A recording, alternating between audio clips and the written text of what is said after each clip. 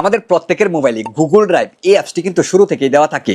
আর এই Google drive অ্যাপসের অসাধারণ একটি কাজ রয়েছে যেটা মূলত আমাদের মধ্যে প্রায় 99% মানুষ জানে না। আর গুগল ড্রাইভের এই কাজটি সম্পর্কে যদি আপনি জানেন তাহলে আপনি অবশ্যই অবাক হতে বাধ্য হবেন। তো কি সেই কাজটি? তো কাজটি করার জন্য আপনি আপনার মোবাইল ফোন থেকে গুগল ড্রাইভ এই অ্যাপসটি ওপেন করবেন। তারপর ডান পাশে নিচের দিকে যে প্লাস আইকন রয়েছে এই আইকনটিতে ক্লিক করতে হবে। দেন আবারও ডান পাশে নিচের দিকে দেখুন একটি আইকন রয়েছে স্ক্যান নামে, স্ক্যান অপশনটিতে ক্লিক করবেন। এবার এখানে আপনি আপনার প্রয়োজনীয় ফাইল, ডকুমেন্ট, পেপার অথবা যে কোনো বই আপনি সুন্দর করে স্ক্যান করে ছবি তুলতে পারবেন। সবচেয়ে মজার বিষয় হচ্ছে আপনি প্লাস আইকনে ক্লিক করে আপনি যত পৃষ্ঠা ইচ্ছা তত পৃষ্ঠা কিন্তু এখানে অ্যাড করতে পারবেন। আপনি যদি চান আপনার যে কোনো বইয়ের প্রত্যেকটি পৃষ্ঠার একটা একটা করে কিন্তু আপনি এখানে অ্যাড করতে পারবেন। ঠিক আছে? তো বন্ধুরা, প্রত্যেকটি পৃষ্ঠা অ্যাড করা হয়ে গেলে আপনার প্রয়োজনীয় ডকুমেন্টের আপনি কি করবেন, ডান পাশে উপরে দেখুন ডান লেখা রয়েছে, এই ডান অপশনটিতে ক্লিক করবেন। তারপর এখান থেকে আপনি ফরম্যাট অপশন থেকে পিডিএফ সিলেক্ট করবেন এবং আবারও ডান পাশে উপরে যে সেভ অপশন রয়েছে সেভ অপশনে ক্লিক করে দিবেন। কাজ হয়ে গিয়েছে। এবার এটা দেখার জন্য বাম পাশে উপরে যে থ্রি লাইন্স মেনু রয়েছে থ্রি লাইন্স মেনুতে ক্লিক করবেন। দেন সবার উপরে দেখুন রিসেন্ট লেখা রয়েছে, রিসেন্ট অপশনটিতে ক্লিক করবেন। এই যে দেখুন সবার উপরে যে ফাইলটি রয়েছে এটার উপর ক্লিক করবেন, এটা ওপেন হবে। এই যে দেখুন আমি যে ছবিটি তুলেছি প্রত্যেকটি পৃষ্ঠা কিন্তু এখানে সুন্দর করে অ্যাড হয়ে গিয়েছে।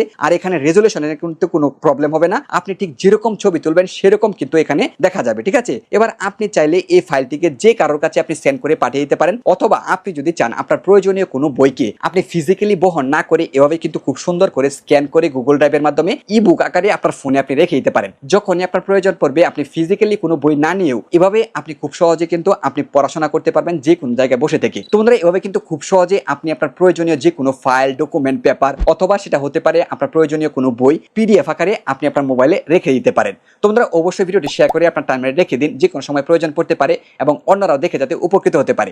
ধন্যবাদ।